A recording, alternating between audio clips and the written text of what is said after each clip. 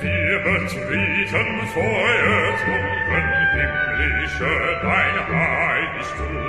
Deine Zauber binden wieder, was die Mode streng geteilt. Alle Menschen werden Brüder, wo dein sanfter Flügel weilt. Deine Zauber binden wieder, was die Mode streng geteilt. Alle Menschen werden Brüder, wo dein sanfter Flügel weilt.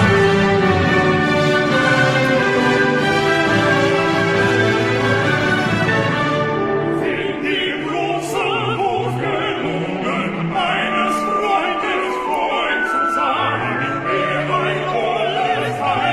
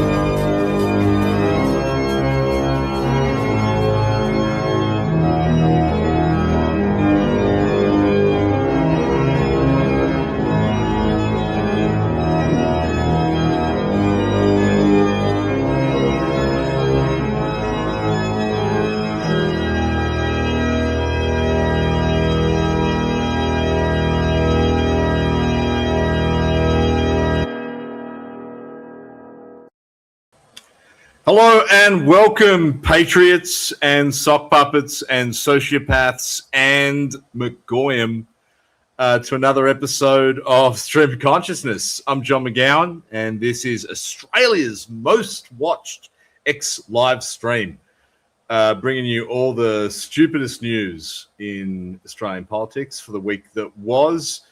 Actually kind of a light chat tonight, guys. There's not many of you in here, I've just noticed. Maybe we're being victims of the algorithm again. I've only got 2 TLDs so far. Like, maybe that indicates that TLD is done. It's finally been achieved. We're going to talk a bit about the Liberals later on. Latest developments with Andrew Hastie, the ongoing metamorphosis of Andrew Hastie. We want to open the show by talking about the big news in Australian politics this week. Lord Indra has arrived on the banks of the Yarra, and he has clasped his hands together and said, Namaste. I am, of course, talking about, actually, is he President or Prime Minister Modi? I can't remember which one he is. I think he's Prime Minister Modi. Yeah. I almost feel like if you know too much about another country's leader, you're almost cheating on your own country. Like, you know, it's like if you know too much about one of your girlfriend's best friends, like she's going to get suspicious and weird. That happened to me once. I once had a girlfriend which she was buying her a birthday present, and I remembered the fact her favorite perfume. And it was like that relationship was over from then on in, because she knew I cared more about her girlfriend's tastes than her own. So I'm just going to not say what kind of leader Modi is. He is the head of state of India, came to Australia last week, packed out the MCG, 30,000 people. 30,000. As Based Australian History points out, he was countered by an attack by Sir Ozpill. Look, I'm a big fan of Ozpill's. Huge fan. And I'm actually enormously into what he did. But let's be real, guys. Like, what happened last week was a flex by the Australian political establishment. It was a message, a pointed message about who is really in control. And it is not us. And it is, no matter how well Pauline Hanson is doing in the polls, it is not her either. Our Prime Minister booked out our most prestigious stadium, and he packed it full of Indian nationalists and welcomed India's Hindu nationalist head of state, Prime Minister, President, whatever, and then proceeded to give him a favorable trade deal. I mean, we have to be kind of clear-eyed about this. Australia got cucked last week. We got heavily cucked. And that's the main thing I want to talk about. Look, Brian might be on later. He said he might jump on while he was driving around tonight. So my monologue for tonight is about what the fuck happened with, you know, the Aryan colonization of Australia, just not the kinds of Aryans some of you wanted. Look, I'm surprised at how chilled out I'm being about it, because if you guys watch the stream a lot, I mean, I do get kind of like incandescently mad about some of the worst indignities our country has suffered in the last few years. But when this happened, I was like, well, what do you expect?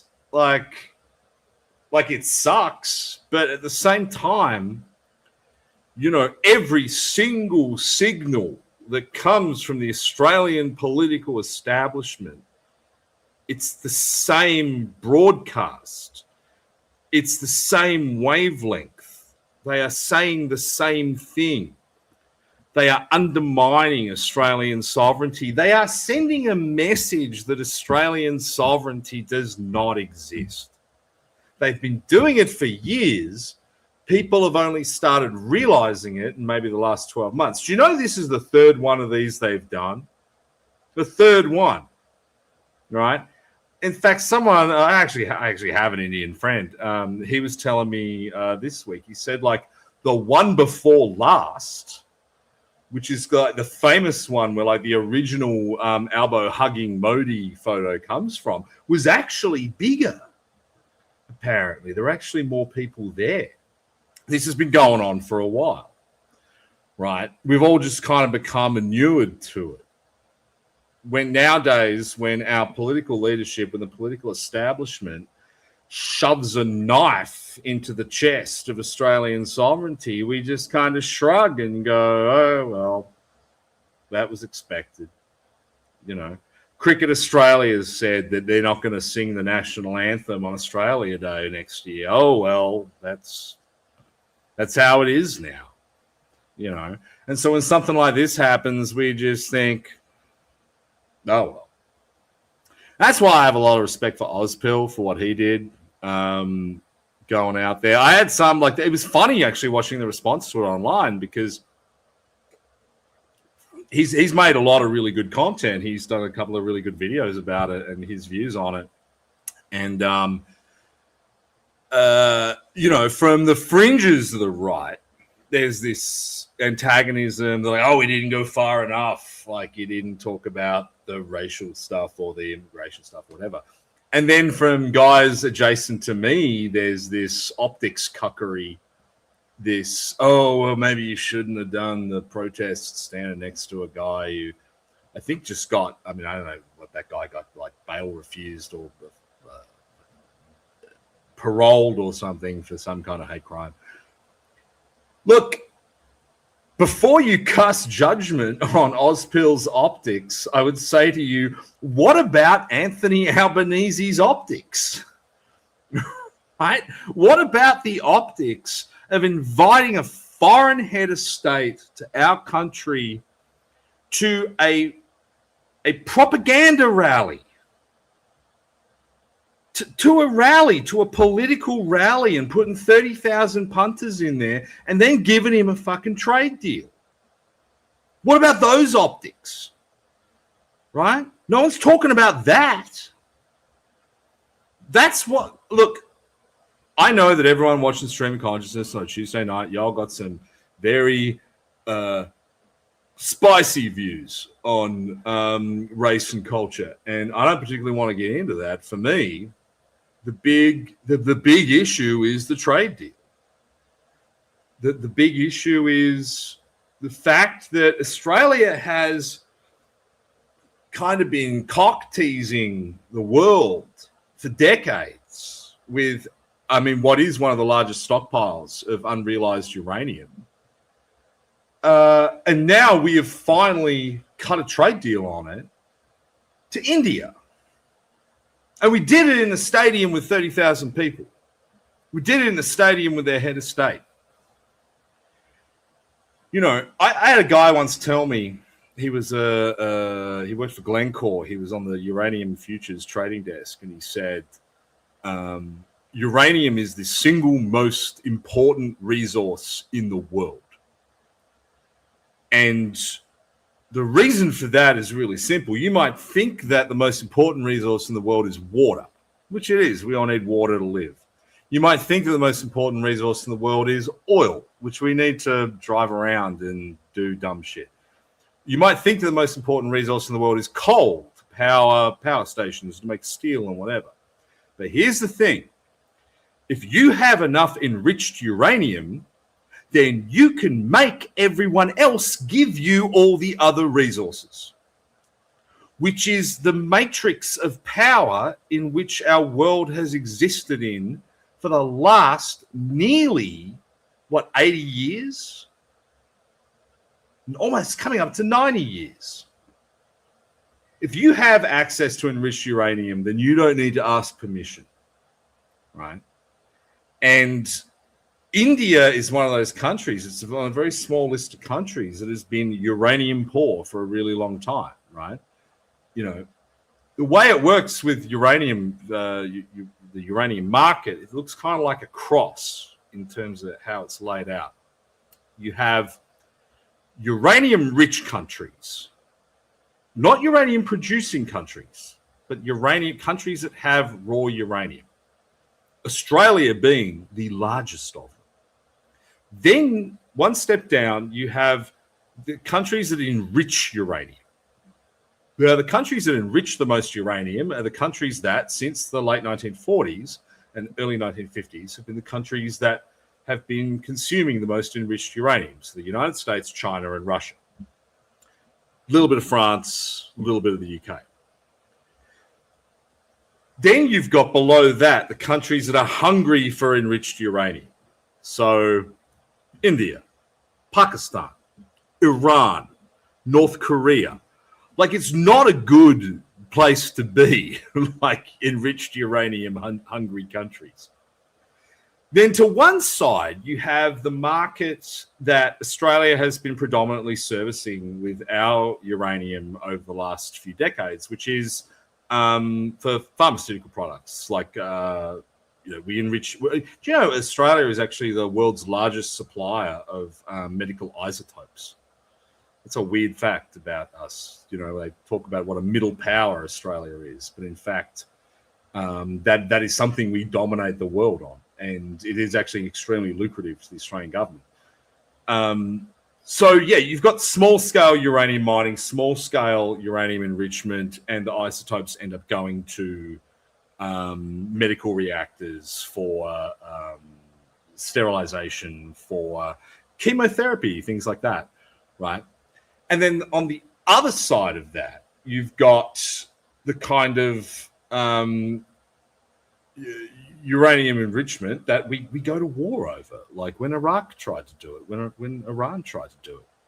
And then down in the middle, you've got the major powers and their enriched uranium stockpiles, which they dole out to developing nations who want to do nuclear power so that they can uplift their people, of which India is one. Right? That's the matrix of the uranium market that we exist in. For Australia to unilaterally and and we're going to get to this, but for what's clear is like purely political purposes, for us to cut this deal is kind of unprecedented. Because right now, India is getting its enriched uranium in very small amounts from Russia and China, right? They don't have a source of actual uranium, yellow cake, raw uranium. They don't have it because there's very few of those in the world. They have nuclear reactors. To enrich uranium, all you need is a spare nuclear reactor, which India has. So what we have effectively said to this country is that the Australian government, and by extension, you, me, everyone else, the Australian people, are going to supercharge the Iranian nuclear regime. And look, putting aside the culture wars, putting aside all the racism and whatever, putting aside the angst about immigration, no one can tell me, no one can tell anyone what exactly we are getting in return for creating a nuclear superpower, which is what we are doing, which is why they packed out the MCG for it. No one can tell me that. What do we get? And the short answer is nothing. The long answer is the Australian Labor Party and, to a smaller extent, the Australian Liberal Party, which is why they all showed up, they're getting votes. Now, 12 months ago, if you had said that it's about votes, the Australian-Indian relationship was about votes, you would have been called a racist. And I know that because 12 months ago, I went on a live stream with a guy. He's a little internet guy. I don't know if you heard of him. He's called Drew Pavlou. He's a streamer. He does videos and stuff. I went on Drew's show 12 months ago. It was Drew, me, and another guy called Cos Samaris. and you can look this up, it was almost 12 months ago to the day. We went on a show together. We were doing like a debate, and Cos dropped in that interview the fact that the majority of the Indian diaspora votes Labor, and that this was the primary reason for Labor's approach, whether it was on immigration, whether it was on Australian-Indian relations. It was based on the fact that the diaspora, who are increasingly electoral dominant in 2 or 3 major seats that Labor need, it's that they need their votes. And Cos just said this because Cos is that kind of guy. I know a lot of you don't like Cos because, as some of you pointed out in the chat, like he's blocked you. I really like Cos. I'm a huge fan of his. I worked in polling for many years, and I've seen Cos's products. I've bought Cos's products, and I know that Cos is an incredibly smart guy, even if you disagree with him politically. And when Cos says something, I generally stop and listen and incorporate that into my own strategic thinking. When Cos said that, I went, shit, dude, really? And I'd actually had the conversation with him offline and said, you got those numbers? And he said, yeah, we got the numbers. The numbers were real. Right? Now, as you guys might know, that small account, Drew Pavlou, and me, like, we're shameless self-promoters, right? So after that interview, we told everyone under the sun what Cos had said. And with a bit of dark arts, that became a major national news story. We pushed that out to journos. That broke kind of extremely online containment. You know, my head was fucking popping up on TV next to Cos's while he was saying the quote, right? And what did every establishment politician say after that came out? They repudiated it and said it's not true. It's racist. It's racist to think that, right? That was 12 months ago. I mean, Jacinta Price nearly lost what passes for her job over that, right? Now, 12 months later, what are we seeing, right? Well, one, we're seeing them go into a stadium and very obviously hold a political rally. Like, come on.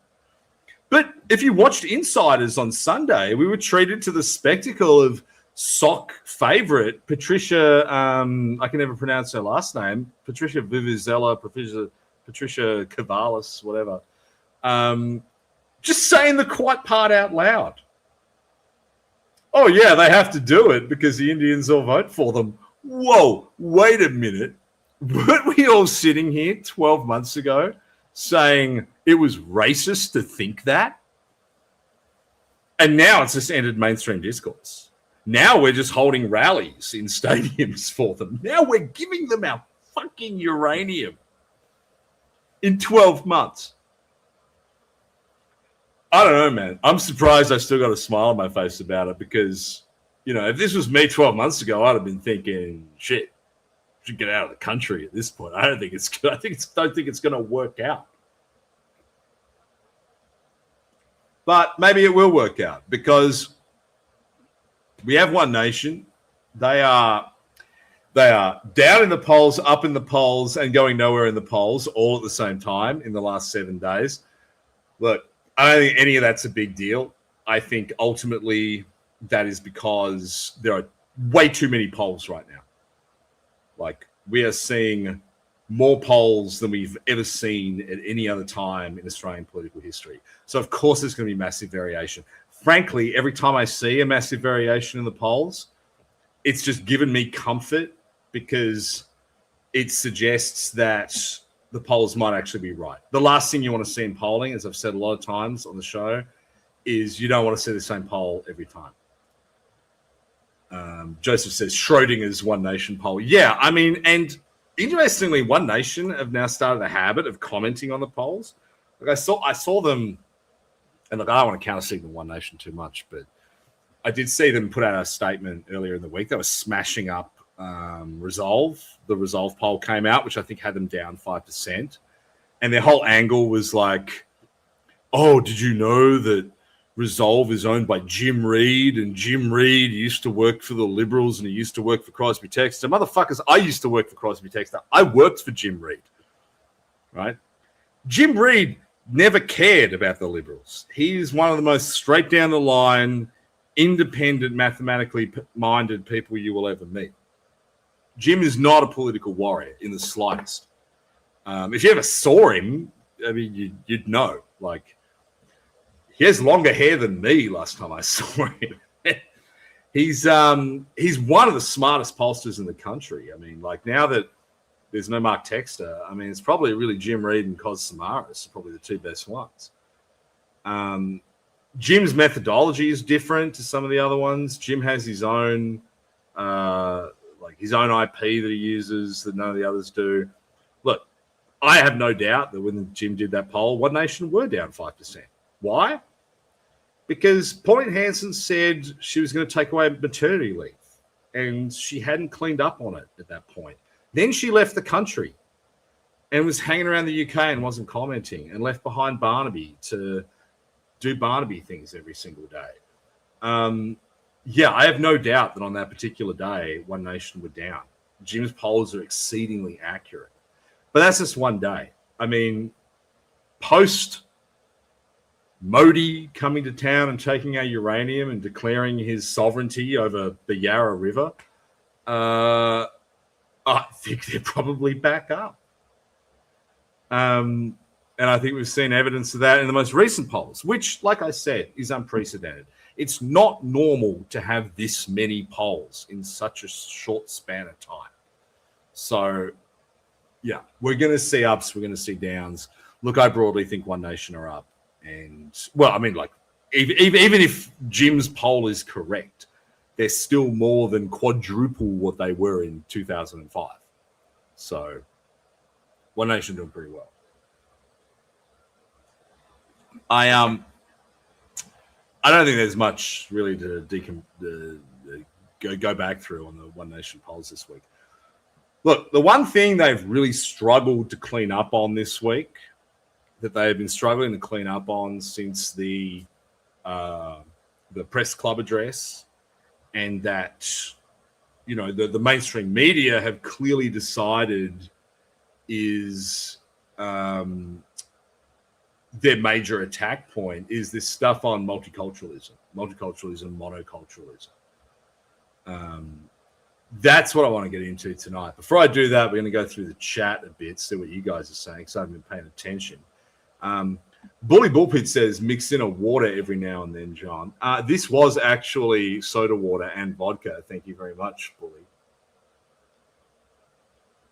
And a cheeky little number from the House of Centauri, Haku Vodka. I really want someone to sponsor me for the stream, and I want a liquor company to do it. Like, one of my favorite drinks, you guys know what I drink every week. If one of those guys wants to come out, give us some cash so I can actually put more money into the boosting. We're about half down on our usual 40 minutes in numbers, so I'd like to put even more into that. Just to mog everyone, particularly to mog Topher Field. We got Philip Bigg. Philip Bigg's a Tasmanian political candidate. He's saying One Nation have been sprinting instead of jogging. Yeah, but, I mean, who knows how long they can sprint for, dude. I remain optimistic. I just want to see him do well. And look, Philip's down here in Tasmania. I think they're really doing really well down here in Tasmania. They've just registered. Lee Hanson's had some really good media hits recently. I'm enthusiastic about it. Right? I try not to blackpill. That's Brian's job when he comes on, if Brian comes on tonight. James Murray says, Raksha for Lienko. I think we talked about Lienko last week, and I think I'm going to revisit it this week. Philip says Felix Ellis has just finally showed up and is pretending to do his job again. Dude, we're big fans of Felix on the show. We can tell by looking at his beard and his physiognomy that he is a sock puppet in his heart. So if Felix wants to come on the show, he's more than welcome to. We've got Taylor says Malcolm Roberts is the anchor of their party right now. Well, he was for like 3 weeks because there was no one else in the country, right? He did okay. I'm glad that Barnaby's coming out at the moment. He's doing some good stuff on AI this week. I don't know if you've seen Barnaby talking about how AI data centers are better than wind farms. I like that. David Dean says Barnaby disavowed Malcolm Roberts, saying he likes Alex Jones. Yeah, I think Barnaby's from a kind of different political culture to Malcolm Roberts. Malcolm's from the more sitting in your office watching live streams culture. Barnaby's from the living in the real world culture. So maybe that's a factor there.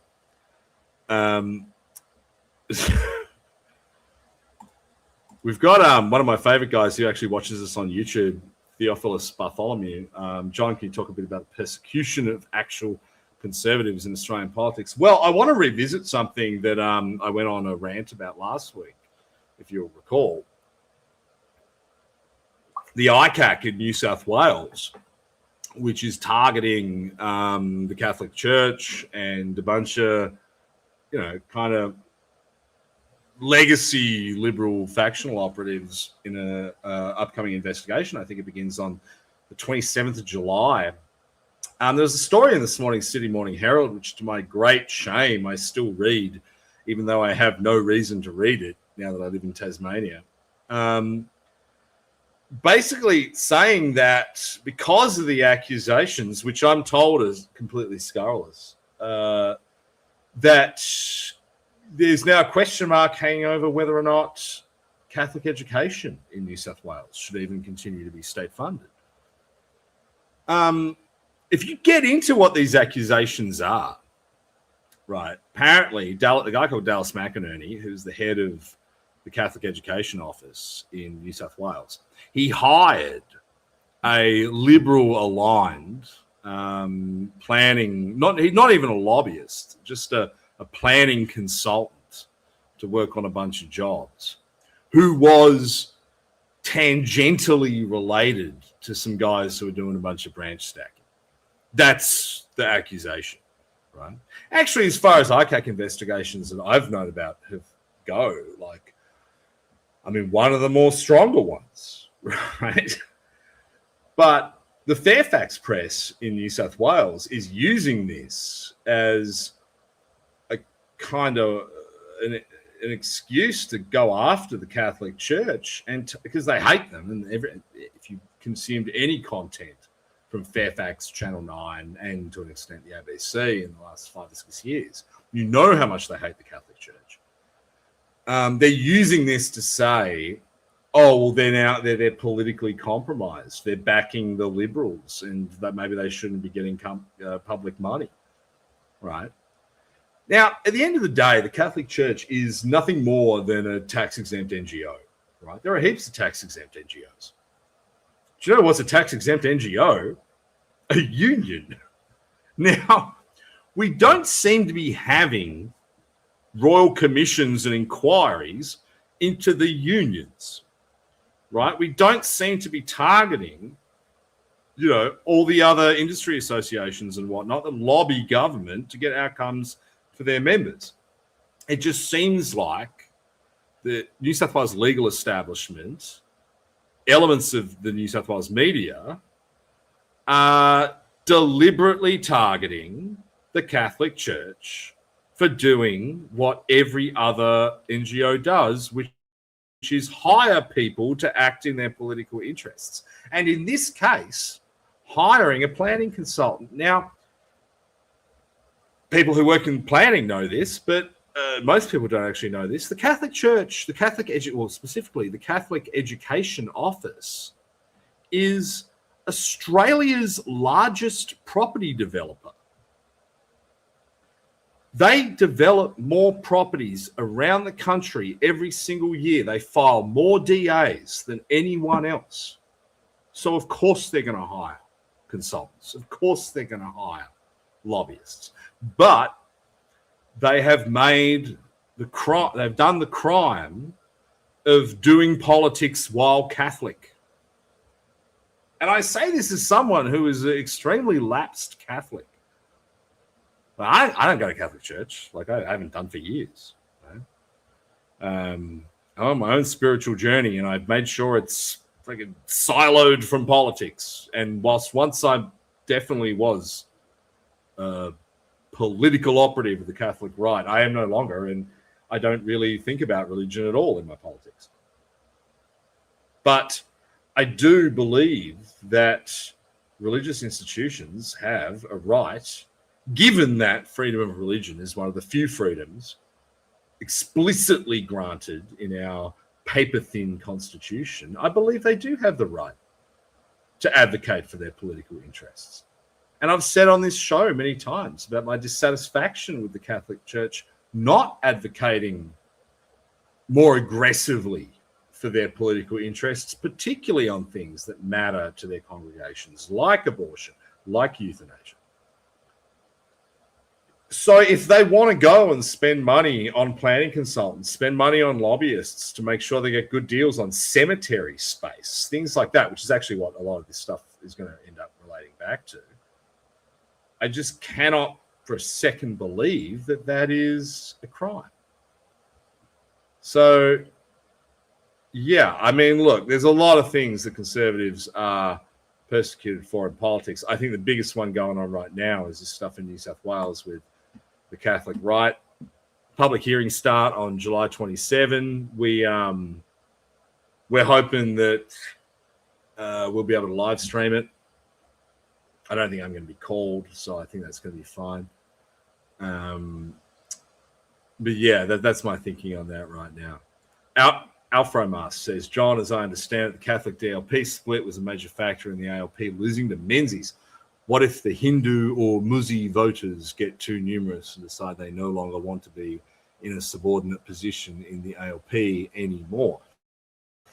Well, I think if you look at the makeup of the ALP, I mean, the ALP kind of culturally gatekeep themselves far better than anyone on the right does, right? They have these kind of like tokenistic, nominations, women, minorities, etc. But like at the end of the day, the Australian Labor Party is still dominated. It's still this duopoly between the old guard Labor right and the kind of post-1970s Fabian left. That's never changed. And I think there's actually more risk of foreign influence over something like the Liberal Party. I think there's even more risk of foreign influence over something like One Nation than there is over the Australian Labor Party, simply because they have invested decades of work into kind of steel manning these institutions and making them impossible to infiltrate and impossible to manipulate. So, yeah, I don't think that's really a risk with the ALP.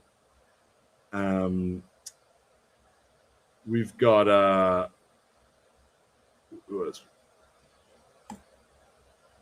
Amal says the Pope says a nation has a right to borders. I try to avoid talking about what the Pope talking about what the Pope is saying at any one time nowadays. I mean, papal nonsense is probably one of the reasons why I'm not a practicing Catholic anymore. So yeah, look, my annoyance about what's going on in New South Wales has less to do with Catholicism and more to do with the kind of culture war element, right? The war between this kind of effete progressive establishment and conservatives more broadly. And, it would have been line ball, whether it was Catholics or, High Church C of E or anyone else.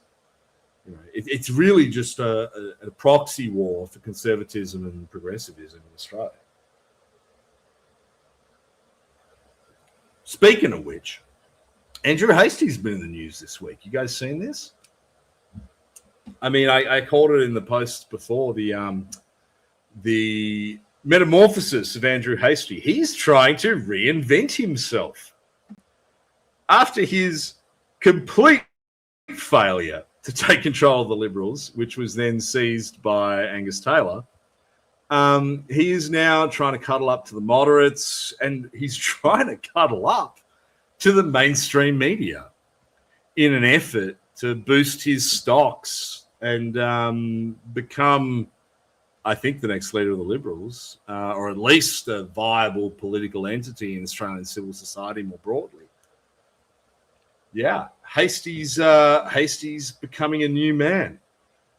I'd like to know what you guys think about it in the chat. If you've been reading this stuff, if you've been following Jordan Knight's tweets on it, if you are so inclined. Look, I've seen this before with the Liberals when they're backed into a corner, right? That they have a kitchen sink, everything but the kitchen sink mentality. They will throw everything at the wall to hold on to power. That's why they're so good at it. I mean, look, as annoyed as we all are at them, there's no doubt that they're very good at running a government, keeping everything on an even keel. Now, I think we can all agree that Australia is in a period of decline. I think if we had a Liberal government right now, it would be a slow decline because they are good at that. Right? They are very good at politics. Labor is very good at internal Labor Party politics. They're not good at politics with a capital P. The Liberals are good at politics. And, you know, Hasty's recent entreaties on the ABC, I think, are clear evidence of that. I mean, I wouldn't be surprised if Andrew Hastie pops up on The Guardian in one of those comment is free pieces any day now. He's he's trying to cling on to any chance he has of actually running the Liberal Party. There's now think pieces coming out saying, "Oh, Hasty's reaching out to the moderates." Right? I actually spoke to one of Australia's arch moderates today, and he wasn't talking about Hasty. He was just saying that the whole thing's a downward slide, and he doesn't know if it's salvageable. Yeah, tell me what you think in the chat, whether you think Hasty is the great Apollo that's going to save him. I really don't think he is. I think the smartest thing they could do right now is actually become more moderate. That's what I would like them to do. You know, the thing people forget, and I think I kind of intimated this last time when I was doing some ancient Liberal Party history, you know, the Liberal Party has always been moderate.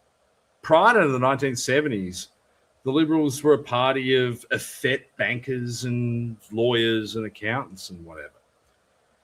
It was only with the arrival of guys like Leonko Abancic, the ascendancy of David Clark, the dominance of what we call the Uglies faction in New South Wales that it took on that kind of conservative bent. The moderate faction was always not the dominant faction of the Liberal Party, but like the Liberal Party. That's what they believed in. Menzies was a moderate by his standards of his time. Right? And as much as those of us on our side of politics find them annoying, now that we have an alternative, now that we have a right-wing alternative in the form of One Nation, I would like to see the Liberals lean into that. And I would like to see those remaining so-called conservatives in the Liberal Party just leave. Just go. Just be brave enough to go, right? It grieves me to see my friends sitting in that party, like with their hands in the air saying, "Oh, we don't know what to do. We don't know what the future holds." You know, there's some incredibly talented people in there. There's great people in there. You know, there's people who've done already in ministries in the past, have already done great things for their country. And they're now despondent and not knowing what the future holds. And I just think, well, maybe you should go. Just leave. Maybe you should have started a new party last year when that was viable. When guys like Brian and I were starting this stream last year in the wake of the kind of August vibe shift, and we were saying, yeah, the time is now. This is the time to do it. This is the time the public is ready for it. This is the time there's a kind of right-wing impulse in our country that can be taken advantage of. Maybe you should have left then and started your own thing. Instead of clinging to comfort, clinging out of laziness, clinging because it's easier to be a Liberal senator for 6 years than it is to be nothing for 1 year and start something new. Which goes to one of my key complaints about politics in general, is that none of these guys can survive outside of politics. This is all they have. I find this enormously frustrating. Right? The missed opportunities. So I don't have much sympathy for them, really. There's a lot of guys in there I wish were doing better, but I'm not sympathetic. You should have left. Yeah. Joseph says, bro, you posted cringe, bro. You are going to lose subscriber. You know, we only have like 300 subscribers on YouTube. I noticed this today. I might actually screen share later and show you guys some social media analytics on SOC, which are pretty interesting. You know, I'm like the 17th highest rating news and politics account on Twitter in Australia. Isn't that crazy? Yeah. I have more engagement than Angus Taylor, I found out. On like, and that's across all social media. He was like 48. I'm like 46 or something. Yeah, we might post that later on. My Colonial Girl says, Alex Antic is the only Liberal I respect. Look, I used to think that, but also now, like knowing what Alex's ideology is, why is he still there? Why doesn't he go? You don't have to stay in the Liberal Party. You know, people used to just change parties because their ideology would change and the party didn't keep up with them, or vice versa. We just don't do that anymore. Why don't we do that anymore? Because, and this is the brutal truth, and I like Alex's stuff, but ask yourself this: what's Alex Antic going to do if he loses his job? Who's going to make him CEO of something? What's he going to do? An exercise I do with a lot of people in politics, and particularly now that I'm out of it and I'm consulting and I'm in that external milieu, I always ask people, like, do you know what all the former New South Wales premiers are doing? Right? Gladys Berejiklian does not run Optus. She is barely in the C-suite of Optus. She is a senior staffer at Optus. Mike Baird tried and failed to become CEO of NAB. Today, he is just an executive in the C-suite of NAB. Barry O'Farrell went and actually worked for the Indian Trade Commission, and today is like the chair of the West Tigers. Actually, one of the better performing premiers when you think about it. Dom Perrottet, he doesn't run shit. He's like an executive at, I think it might be BHP, right? That's New South Wales premiers. That's the pinnacle of state politics in our country. That's the largest economy in the Southern Hemisphere. And if you go back through all the premiers who've resigned and keep going back, what's Christina Keneally doing? What's Nathan Rees doing? What's Morris Yemmer doing? Bob Carr, we all know what he's doing. But you go back through at the pinnacle of regional politics in Australia, and you say, shit, what do those guys do when they left? And that should give you some idea of the panic amongst these politicians in Canberra who define every aspect of our lives. Why are they so shit? Why do they express such caution all the time? Why aren't they brave? Where does the lack of courage come from? Well, there's your answer. That is the best job any of them are ever going to have. 3 years on 180 grand. Be influence, marginal as it is, the invitations to the nice parties, the winter ball. That is the best job those people are ever going to have. And that is the root cause of every single problem our country has. The problem with our country is not an ideological one. It's not a bureaucratic one. It's purely a problem of candidate selection. That the parties scourged themselves over such a long period of time into this condition where they just go down the path of least resistance and they pick these people who are utterly unremarkable but eminently electable. And then they wonder why, when they're in there, they don't do anything.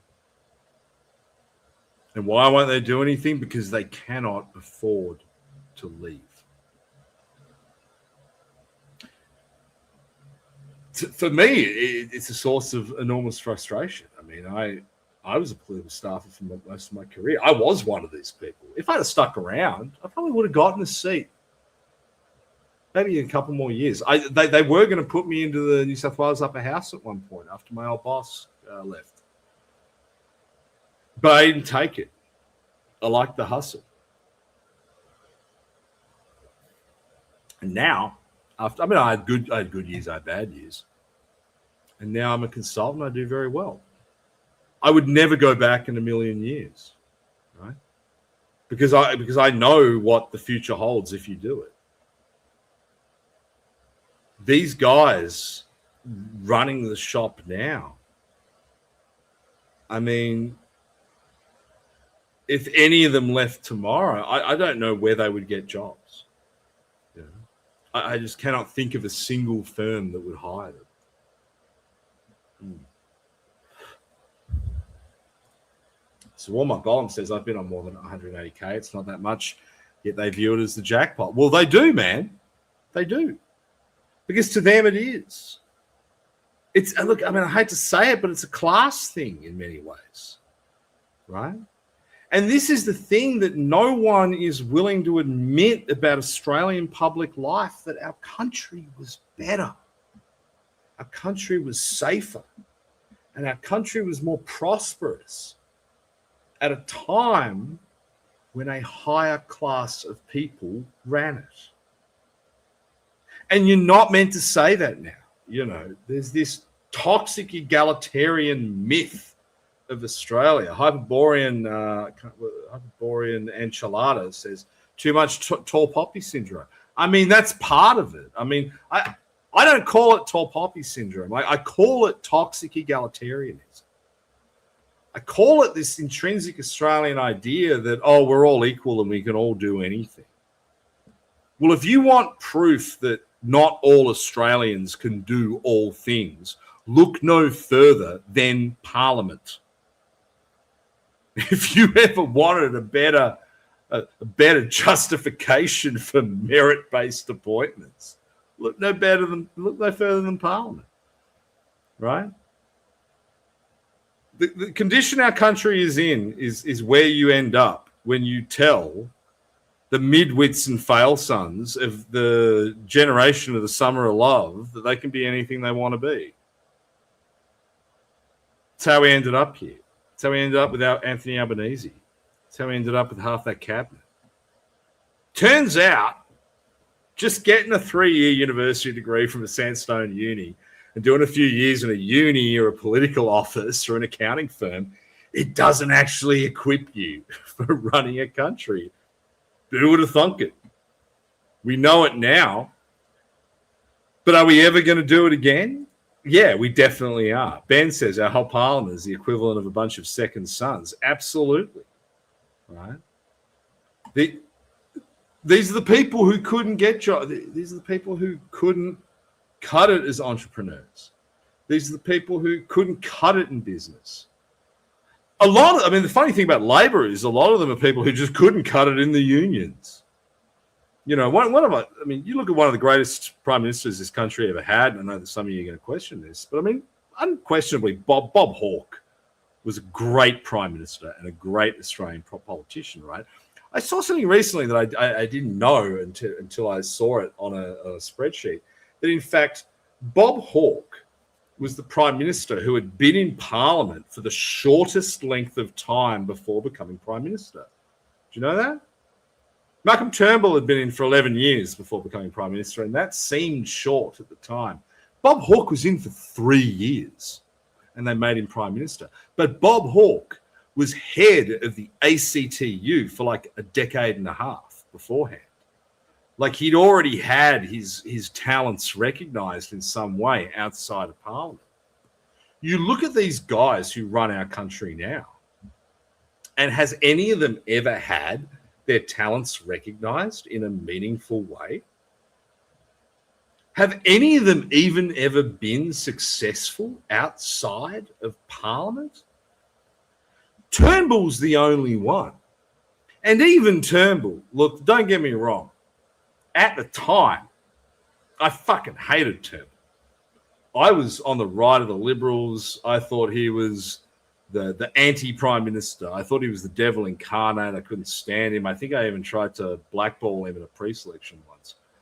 But what's crazy is as I've gotten older and I've gotten more experience and I've learnt more about the world, like Turnbull is the guy who just continues to go up in my estimation because he's the only guy who ever did anything with his life prior to going into politics, even if it was only getting a golden handshake from Goldman Sachs and doing a couple of deals and being from marrying into a wealthy family. I mean, half of these guys can't even do that. Like, Turnbull's the one guy over the years I've kind of warmed to. The rest of them, you just kind of look at and go, God, how do we ever create a political system to let you people in? Theophilus Bartholomew says, so you're saying we should have a wealth bar to run? I mean, that would be good. I mean, there was once upon a time this political system where you had to have a certain amount of land before you could run. Maybe we should go back to that. But like in lieu of that, do you know what I think would really help? And you don't even need legislative change for this. But I think the parties need to set an age kind of cutoff. Like, I know it's du jour on the right to attack, what's her name, Charlotte Walker, the Labor senator, who snuck in on third with like 1,000 votes, and I think she's like 24 or something. But like, I think the parties, not at a statutory regulatory level, but I just think the parties should say you have to be this old to run. And I think they should overwhelmingly preference people at or around retirement age. Right? People who've had their time in life, in corporate life, in whether they were lawyers or whether they were in the unions or maybe they worked in public policy or whatever, but people for whom that time is over and in the twilight of their life are able to make brave decisions without having to worry about what their superannuation balance looks like, right?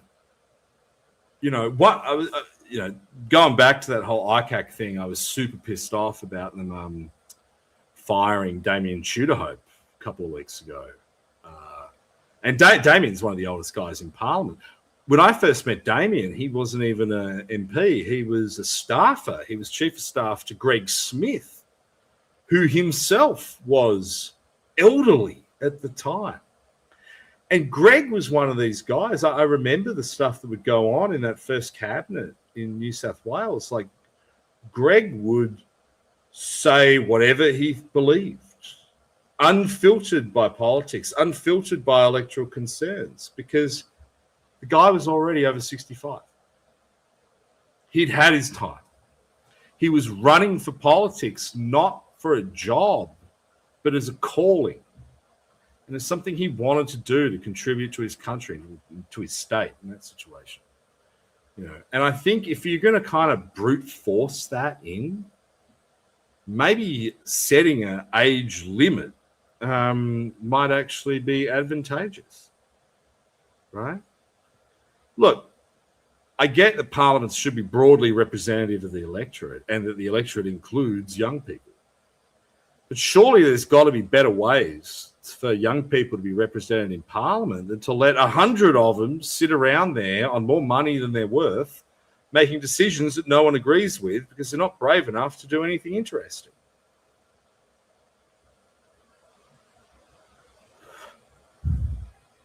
Yeah. We got a lot of ScoMo hate in the chat. I don't even get onto ScoMo. Taylor says, what age did the youngest person enter politics but are now old? That's a good question. Now, off the top of my head, I think in federal politics, I actually think the youngest person to ever enter who served the longest was Kim Beazley Sr. But I think probably the most notable would have been Paul Keating. Paul Keating was very young when he came into politics. But yeah, Kim Beazley Sr., I think, was at the time the youngest one to ever come in. I think he was about 26, 27. And he served very, very late. I mean, I think his son only came in a few years after he left. If you want to read more about Kim Beazley Sr. and my obsession with his ideology, I have a piece on Substack about it called Dregs, where I go into this in more detail. Hugh Ben in the chat saying, oh, you have a Substack. Yeah, Ben actually says, wasn't it Wyatt Roy? Wyatt Roy came in when he was very young, but he left. I think he only did about 6 years. I don't think he was there for very long. Wyatt, of course, is now working for the Saudi Arabian government, I think. Matthew August says Philip Ruddock was in a long time. Yeah, but I don't think Philip came in that young. I think he was in his 30s when he came in. Yeah, John has a Substack. I actually haven't written in my Substack for a really long time, and people are starting to notice. And so now, like, my writer's block is compounded by like the fact people are asking me for it. So I've got this like anxiety, and I keep writing things and thinking, oh, well, that's not a good one for a long enough break. So I even idly contemplated creating a new Substack under a different name, just so I could get rid of the tension. Femcell Simone Well, which I'm not sure could be a woman, in which case would be the fourth woman to ever post in SOC. Says Natasha Stotter-Spoy was 26, which was wild for the time. Yeah, but still not as young as Keating. And like I said, I think Kim Beazley Sr. was actually maybe 24, 25. She seemed young at the time, though, because she was like young and cool. She was like, it was the 90s. She was wearing Doc Martens in Parliament. What is she even doing now? Where's Natasha Stotter-Spoy nowadays? I haven't seen her in a long time. Oh. The last thing we're going to talk about tonight was multiculturalism, which I don't know, man. Femcell Simone Well has now admitted to being a woman. There you go, guys. It's our fourth one. We've had 4 women in the chat. We're doing better than the average young Liberal branch. So what my column says, Howard was 35 when he came in. That's actually younger than I thought he was. Philip wants to talk about firearms. Shit, man. I assume you mean the Tasmanian one. Look, it's one of those things, dude. If I'll tell you something really interesting. Like, I've always been extremely pro firearms regulations. Like, I grew up in Tasmania, and I lived here. I was living on Eaglehawk near Eaglehawk Neck when Port Arthur happened, right?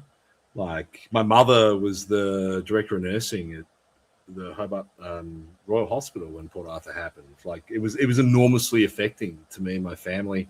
My dad was a gun owner, and a passionate one. Like, used to do shooting competitions and things. But when that happened, I remember like my whole family, everyone I knew, getting behind the law changes. And I internalized that for my entire life. Like, I've always been a massive supporter of the gun laws. Yeah, Ben says, Ben and I went to school together. Like, we knew people at our school who had relatives shot.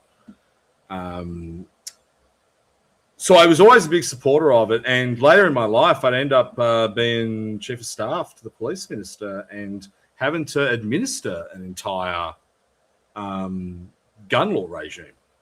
And I approached it from that angle, that I really believe that the regulations were very good. Interesting thing for me is, I would say maybe in like the last 3 to 4 years, I've started to completely reevaluate my views on gun laws. Completely reevaluate them.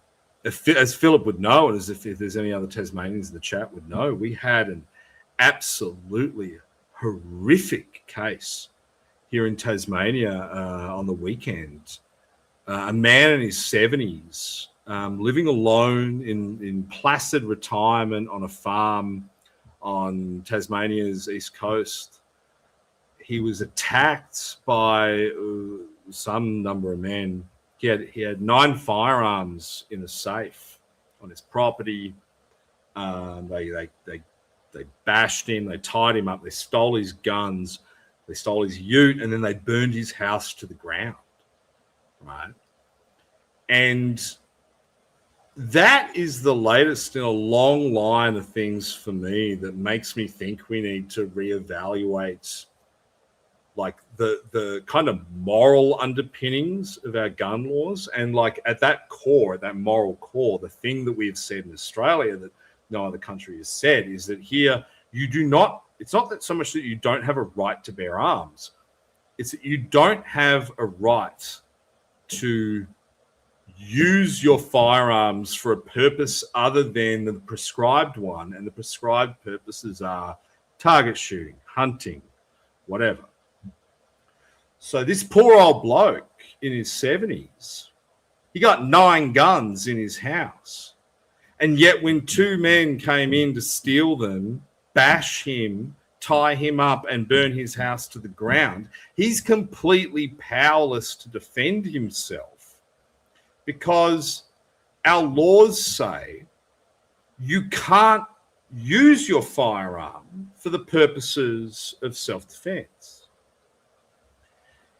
And there have been many of these cases recently. And then on top of that, there's been cases where people have done unquestionably the wrong thing. Like, I mean, you look at another case down here in Tasmania that made national news, where, you know, you had the police were serving a really run-of-the-mill warrant on a guy, he's a pretty rogue guy, who's just got his gun and opened fire, and he killed a poor police officer down here, or 2 police officers down here. Like, bad people are always going to use their guns for bad things. Good people are going to do what the government tells them to do, and the government tells you to put your guns in a safe and store the ammo as far away from it as possible, and under no circumstances can you produce that weapon to defend yourself and your property. And that, I think, on gun laws is the thing that we need to really vigorously review, particularly for rural people, and particularly in recognition of how gravely Australian demographics have changed. You know, if you have been approved by your state police as a person who is fit and proper to have a firearm on your premises, I think the state can extend that to say that you're a person for whom you're fit and proper to use that firearm to defend your premises. And that is something I think, you know, the only party in the country right now that can look at that is probably One Nation. I think that's something we really need to do. I mean, before I moved down to Tasmania last year, I was living in, I lived in King's Cross for many years, which was actually quite a sedate compared to a lot of parts of Sydney. And I moved out to the outer suburbs of Sydney's inner west, what you'd almost call Western Sydney. So something called Earlwood, which is like between kind of Canterbury, Bankstown, and Marrickville. I'd been living in Sydney for years. I'd never seen much crime. That was the first time I ever had someone try and break into my house. Right? That was the first time people ever broke into my neighbors' houses. That was the first time I was ever confronted with that. And I remember thinking at the time, like, it'd be nice to have a gun, wouldn't it? Like, to defend yourself and your family. I think that's something, and this is one of the problems with One Nation is, they've kind of backed themselves into this rhetorical corner now where so many of these massive challenges our country is facing require nuance, and they require like a very high level of articulation and intellect that I just don't think, unfortunately, they're incapable of doing. Like, I would like our country to have a sane and rational debate, not so much about the right to bear arms, but like as some people in the chat have said, like about castle law, about the idea that a person can go to any lengths to defend their property. I would like that to happen. But unfortunately, I just don't think there's anyone in the country who can have that debate, right? And the Liberals are completely hamstrung by the legacy of John Howard.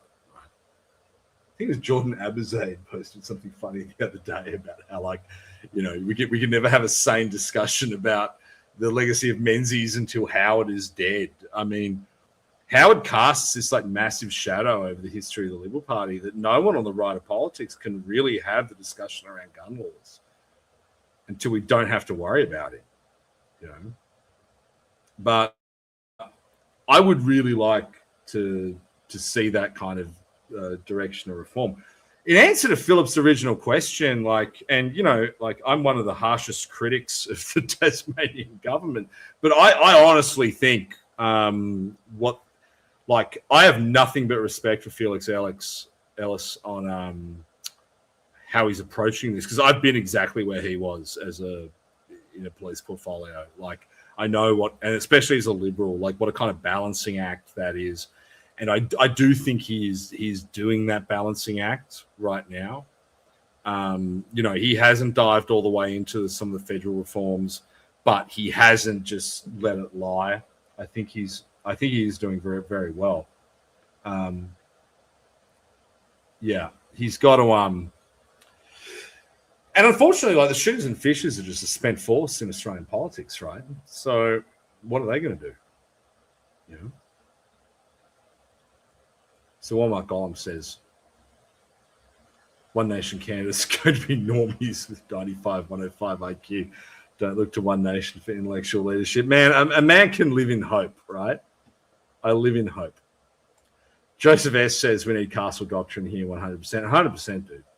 Like, if the government says you can own a gun to shoot a deer, then you should be able to shoot a home invader. And maybe that law existing will encourage more law-abiding, good-natured people to go out and learn about firearms and have them in their homes. Which, not just at a law and order level, not just as for the sport and the recreation of shooting, but just more broadly for our culture, would just be enormously healthy, right? Because what's happened in Australia is, good people don't own guns anymore. They just don't want to do it. They don't want to have to put up with it. So unless you're on the land, unless you do it for a sport, unless you're passionate about hunting, no one has guns. Right? Bought a delightful bottle of wine tonight. I found an old bottle of Devil's Corner. I'm a very big fan of Devil's Corner's Pinot Noir. And I actually pulled out a bottle there, 2023, which is aged perfectly. Most people tell you otherwise, but I actually think a few years on a Pinot is actually very good. Gives it some legs, makes it a bit sweeter. Felix is mad. Philip's mad about Felix, but I'm just not going to get into it tonight, dude. I try to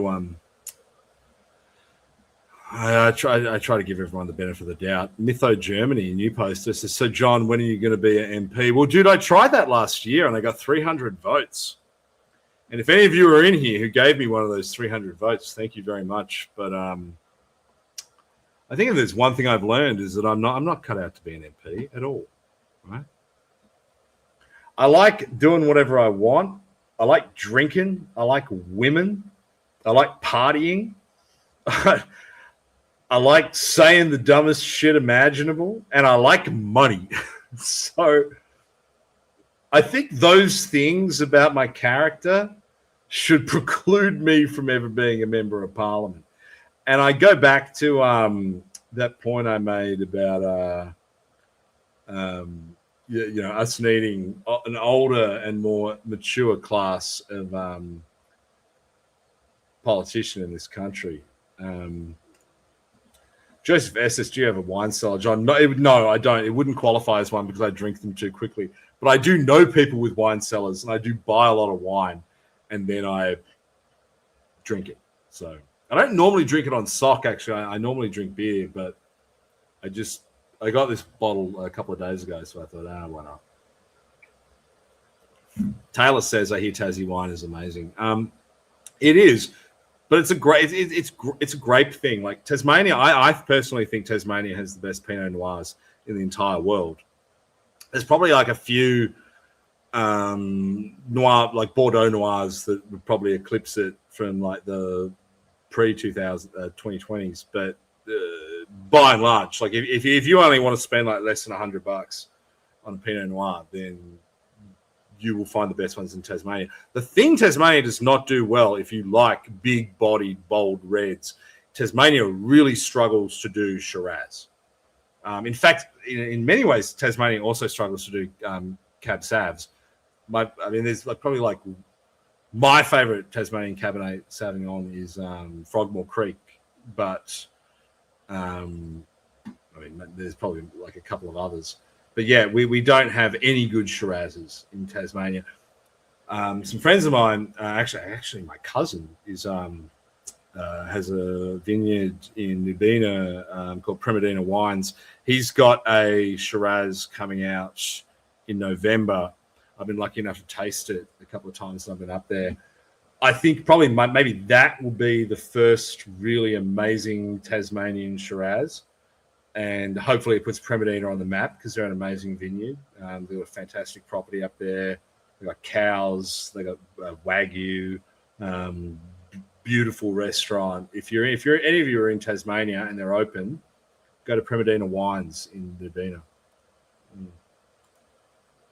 I haven't seen Nigel's speech. I assume you mean the one that where he resigned. I think he's a fucking moron for doing that, and now he's running against a bin. Well done, Nigel. The entire British media, and actually the world's media, is now giving credibility to a rubbish bin. So, well done, Nigel Farage. I've never liked him. I think I've said that on the show before, and I think our friend Flynn, who posts on here occasionally and has actually come on to the show with me once, Flynn's a big Farage guy. I've never liked him. I haven't liked him since I was there for Brexit. I'm Rupert low-pilled. I'm glad to see Rupert's like grabbed a couple of points. The proud white bloke from Down Under says Kiwi Pinot Noirs too. I'd be interested to know what Kiwi Pinot Noirs you like, because I haven't found many that I'm a huge fan of. I'm generally not a huge Pinot fan. Like, Pinot is what I drink when I'm like drinking. Like, I'm gonna if I open a bottle of Pinot Noir, I'm gonna drink the entire bottle of Pinot Noir. Whereas I'll open a bottle of Cab Sav and I'll have it with dinner. Maybe I'll throw it in a sauce or something. Like, I won't drink it all at once because it's a big, heavy kind of wine. But Pinot is like the wine equivalent of a RTD to me. Foyd. Whoa, we have another. Actually, we had her on last week. Foyd with the ballet shoes, who I suspect is someone I know because they probably know about my various fetishes. Says Pinot Noir is a superior red. No, I would prefer like a big-bodied Cab Sav Bordeaux, like something rich with massive legs on it, with tannins that make your nose red and make you sneeze. Like I said, Pinot Noir is like an easy drinking red. So Walmart Golem said, "Do you have any dollars on Conor McGregor?" No, I'm so glad I didn't.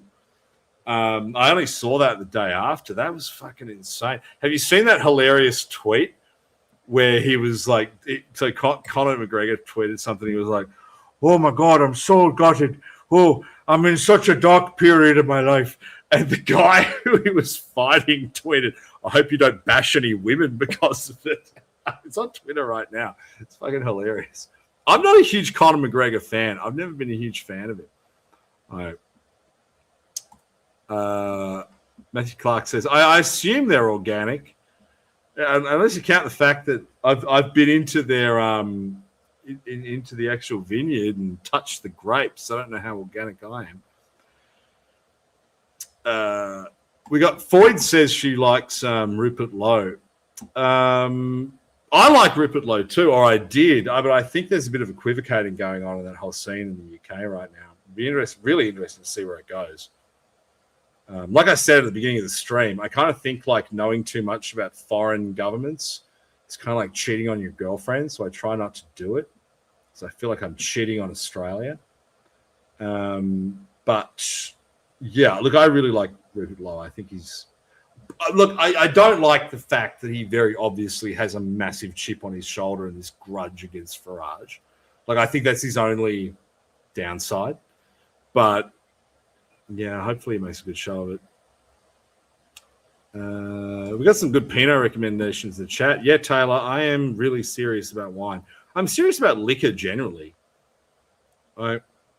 Of all the things you should be serious in life about, wine, food, women. I'm not even as serious about politics as I am about wine and food, really. So, now, because Brian hasn't come on, or any of the other guests that I invited on, I actually invited Ozpil on, and he didn't come back to me. I hope he's okay. But I've been doing this for an hour and 15 minutes, so I'm going to take a short break so I can go to the bathroom. And pour my... I think this is that's the last glass of that Pinot, so I'm going to pour myself another glass of... I think I've got that vodka there, so I can get through the last hour. And I'm going to talk about multiculturalism. So I'm just going to quickly figure out how to put on a video to while you wait for me to run to my bathroom. What I might actually put on is the... because, it's really sad this week. Sam Neill dying. Like, I'm like legitimately sad about that. Like, one of the greatest actors of his generation, who's so many movies that he did that I absolutely loved. Possession, Mouth of Madness, Event Horizon, right? So I'm going to chuck on this 3-minute edit for you to watch while I run to the bathroom and come back, because I'm not actually at my own house tonight, so I have to run out to like an outhouse. So I can't do it in 30 seconds. I'll be right back, guys. Stay conscious.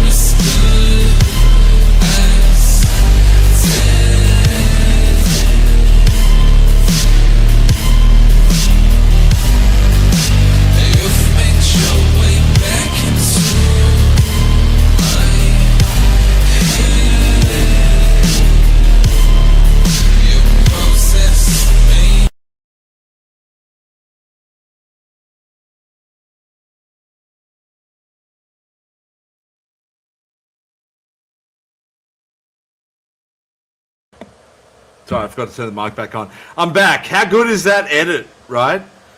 That is one of my favorite. I mean, forget about, I mean, as sad it is about Sam Neill dying. That is like hands down one of my favorite movies ever made. Possession, 1977. I think it was like maybe Sam Neill's like third movie. Just an absolute masterpiece. I think I saw it when I was like really young, like 16, 17. My first ever job I ever had, well before I ever like ended up in politics or even was like particularly interested in politics, I worked at a cinema. I worked at Village Cinemas in Glenorchy. And my manager at Village Cinemas was this dude, Michael, who was like super into obscure movies, had this like huge collection of like niche foreign VHS movies. And he wanted, like, him and I used to talk about movies every shift. And he once loaned me this like huge box of VHS tapes. And in it was that Possession, a copy of his favorite movie was Michael Mann's Manhunter, which is actually about to get a 4K release. I think it's coming out in a couple of months. Like that was in there. Bunch of old Cronenberg movies, like classic Cronenberg movies, like Breed and a couple others. And yeah, I just like got super into them. That was my favorite one though. Possession is like almost like it's like the Polish equivalent of like Grand Guignol. And if you're going to watch one Sam Neill movie that you haven't already seen this week, now that he's sadly passed away, try and give that one a shot. Matthew Clark says, "What's my favorite movie of all time?" It's a really good question, dude. And the short answer is I don't know. I just have so many. Like you'd have to ask me like a genre or something. I can't think of a single like movie that if I was on like a desert island and I had to only watch one movie for the rest of the rest of all time, what would it be? And this is going to sound kind of gay, but like actually probably like Star Wars: A New Hope. But the original that I had on VHS in 1989. Without the lame Jabba the Hutt, with fucking Han Solo shooting first. Like in terms of like movies that just absolutely sparked joy in me, that was probably one of them. Yeah. In terms of like intellectually, like favorite movies, like movies I've watched like a bunch of fucking times. I mean, there was a period where I watched like Apocalypse Now a bunch of times. But that kind of lost its mojo after a bit. As I get older, like I get super into Eastern European movies, and like Possession's one of them. I got a copy of Stalker in about 2003, and I think actually in terms of like movies that I've bought the most over the years, Stalker is probably the one that I own the most copies of, because I think I got like the first foreign DVD of it. Then I got the Criterion one. Then I got the restoration. And then I've had like two more that I've bought since. So, like, just for things I like to watch intellectually, probably that would be one of them. I love David Lynch movies, which is, you know, obviously from my background. But it's funny because I never watched them that much, and I only revisit them a few times. I find them kind of harrowing on some level. Like I think I've only watched Eraserhead twice in my entire life. I remember every single frame of it, but I think I've only ever actually watched it twice. I think I watched Mulholland Drive a few times when it came out. I watched Inland Empire like once at a cinema, and then once when I got the Criterion Collection. The David Lynch movie I probably watched the most number of times. Like I could just like keep rewatching because I enjoy it. Was Wild at Heart. I think Wild at Heart is one of his best ones. Matthew Clark says David Lynch's Dune is a masterpiece. Absolutely, dude. I think it is, but I think it's so controversial as to like in the edit, which parts are David Lynch and which parts weren't, that I personally wouldn't even say it's a David Lynch movie at this point. Like, I do love the overall aesthetic and the overall mood of it. But I don't think it's really a David Lynch movie. Like, Alfred Mars says, most rewatchable Bond. Dude, I think as someone, like my dad is like a huge James Bond fan, right? When Win Television in Tasmania does they do this like twice a year where they just play every single Bond movie back to back. And like my dad would like sit down and watch like every single one of them. Like he knows the words to whole bits of them. And I think in my life, like I didn't even like see my dad for like 20 years in the last 20 years, but like growing up with him and now living with him, I reckon I've seen every Bond movie at least 5-6 times. As much as I like GoldenEye, I actually think the most fun and the most rewatchable Bond is the one Bond movie that isn't even a Bond movie, Never Say Never Again. That one that Sean Connery did in the middle of the Roger Moore period. It's got Rowan Atkinson in it. And I think it's actually a remake of Thunderball. And having watched every Bond movie that many times, I actually think that is the most fun, most rewatchable Bond movie. Rowan says Roger Moore is the GOAT of Bonds. Yeah, I don't know. Like, the problem is there's some bad Roger Moore movies. Like, and I actually like Moonraker. Like, I actually think Moonraker is an okay Bond movie, but there's some bad ones in there. Oh, fuck, what's the one with Christopher Walken and the beautiful black woman? You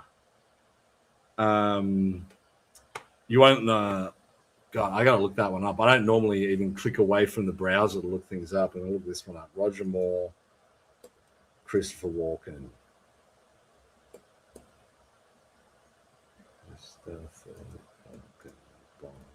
Yeah, what was that one? A View to a Kill. A View to a Kill, I think, is the best Bond movie. I like it when we get into the period of the chat where we don't even have to talk about politics anymore, because I get bored of it quickly nowadays. I talk about politics all day, every day. Rara says, when are you going on Criterion Closet? That would be fun. Wouldn't that be weird? Well, yeah, I'd get into some deep cuts on that. Jack Lancer, who's a good friend of the show, says, guilty rewatchable pleasure, original Top Gun, will always watch when I stumble across a plane. Dude, you know what my most guilty pleasure is? And I think I've probably rewatched them maybe like once a year for like the last 5 years, but I find it like increasingly like a comfort series of movies. I love the Transformers movies. Not the recent ones, not the shit ones. Bumblebee, Transformers, Gaylords, whatever they're called. Like the Michael Bay Transformers movies are fucking spectacular. Absolutely spectacular. So much fun to watch. Like you're just sitting there glued to the screen with a smile on your face. Even the last one, Transformers Last Night, the one that they all fucking hated. That movie is spectacular. Rewatch it. The special effects are better than anything you've seen in 10 years. Like, it is just a transcendent series of films, and I adore them. Z Park says, favorite Japanese movie. So, like, purely on, like the technical side of it, like, I went through a period recently of rewatching all the Akira Kurosawa movies. So, like, Ran, obviously. I love Takeshi Miike movies. Ichi the Killer, I think, is one of probably my favorite, like, live action 3D dad movies that the Japanese have ever produced.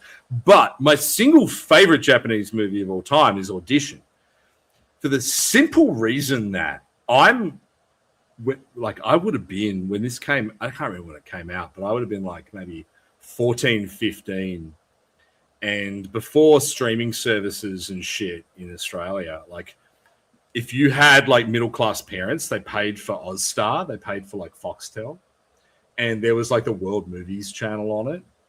And so when everyone would go to bed in my house, I would watch the World Movies channel, and they had Audition on it. And one night it was like 1 a.m. in the morning, and they were playing Audition. And like, you gotta remember, there's no like internet back then to the extent there is now. Like, we weren't in the habit of just Googling things or spoiling things for ourselves. So Audition came on, and I'm just sitting there in my bedroom watching it. And like for the first 20 minutes of that movie, it is such a boring movie. Like if you don't know anything else about it, it's just this, and like I say it's boring, but like I love Japanese slice of life shit. Like you should see my Crunchyroll like view history. Like that is actually what I like watching.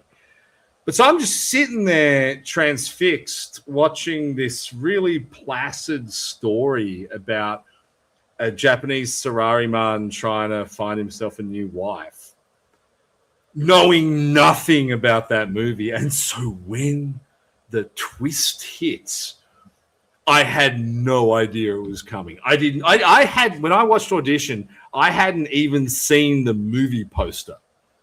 I saw it cold on Foxtel at 1 a.m. in the morning. And I was like holding on to the couch by the end of it. I reckon for that reason, I would say Audition is probably my favorite Japanese movie. I really loved Shin Godzilla and Shin Kamen Rider, though, that came out recently. Like, and obviously like Godzilla Zero, Godzilla Zero, what is it, -1 or whatever, was really good. But yeah, I would never get over the experience of watching Audition for the first time. That's one of my favorite Japanese movies. Candelori says, welcome Candelori, one of the big dogs who's back in town. He says, what about Ronin? Absolutely classic movie. Like, I'm so glad that they haven't remade that, because that is one of those just like perfect movies of the 1990s, with a great twist at the end.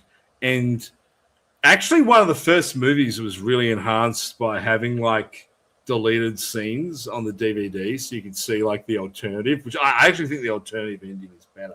If you can get a hold of the DVD, watch how that movie was actually meant to end. But yeah, we should talk about movies, guys. You know, the biggest thing in movie news right now, I'd like to know what the chat thinks about it, is this whole thing around Odyssey. The Odyssey, Christopher Nolan's next movie. And a lot of like our guys on the right are getting really agitated about it, like, because woke. I have some pretty like deep thoughts on this stuff, actually, if you want to hear them. I mean, I think like it's very clear if you kind of like read a lot about, Hollywood news. I mean, probably there's not many anons on our side of Twitter who have subscriptions to Variety, and I do. Like it's pretty clear the reason why a lot of this stuff happens. And well, it's for two reasons. Like one, these movies are now so expensive that they have to secure what is essentially like venture capital funding for them. They have to get like private equity involved. It's not enough like to get like, when Brett Ratner was making movies, to just get like a guy like James Packer to give you $100 million, because movies cost like 4 times that much now. So now you have to actually go out to equity to find money to make movies. And so to do that, they go to these ESG funds. And so to get that, they have to hit certain triggers, like, and they have to have the diversity shit, right? But then on top of that, to win an Oscar now, you now have to hit the diversity quota. So, like, I get what everyone's saying, like, oh, it sucks, like the casting sucks or whatever. But like at the end of the day, like, put yourself in Christopher Nolan's shoes. Like, you want to make like this transcendent, ultra expensive blockbuster. You don't have the money for it. No one has the money for it. So you've got to go out to effectively private equity, and then to get the sales up on streaming and get the sales up through physical media sales, whatever they are now, you also have to win a fucking Oscar. So, like, I feel like it's this compromise that these guys are in. Like, would they have... Like, if none of that shit existed, like it didn't exist when Nolan was making his previous movies, which were amazing, like movies like Interstellar, or, I mean, I don't know, like, I love Tenet. I know that's a controversial one. But, like, if that stuff didn't exist, like, existed then, like, would those movies have been different? Maybe they would have. Maybe it would have been different. So I'm kind of more apologetic about it than I guess a lot of other people on our side of politics. I just hope it's cool. I just love seeing cool movies.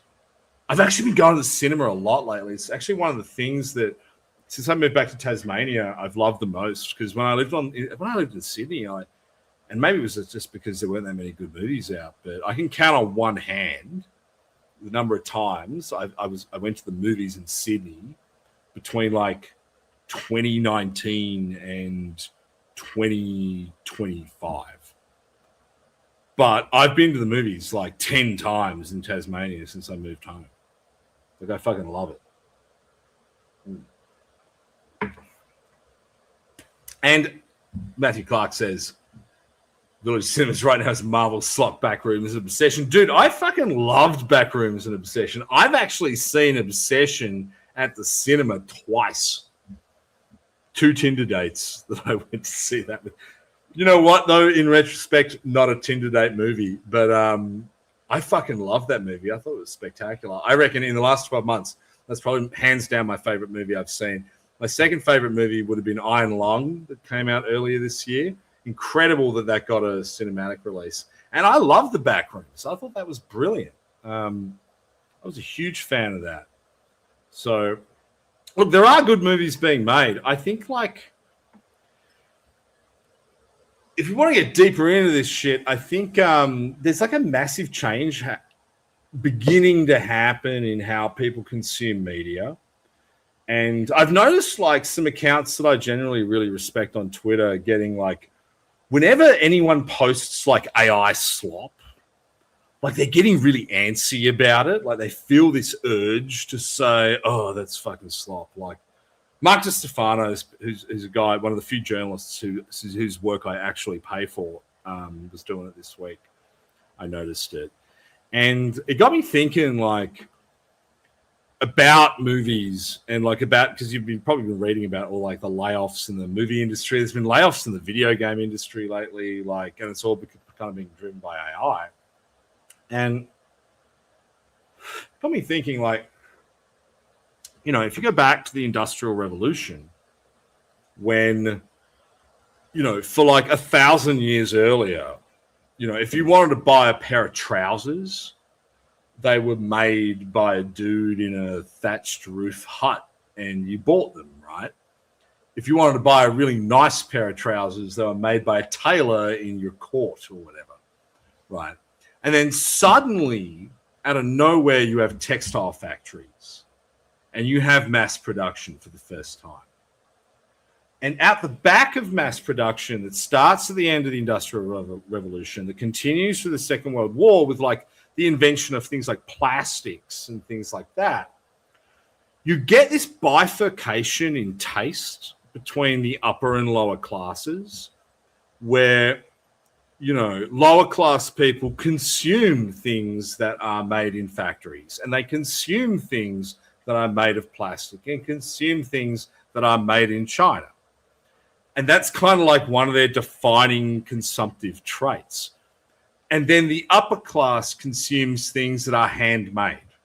And that's like the premium they put on things because a handmade object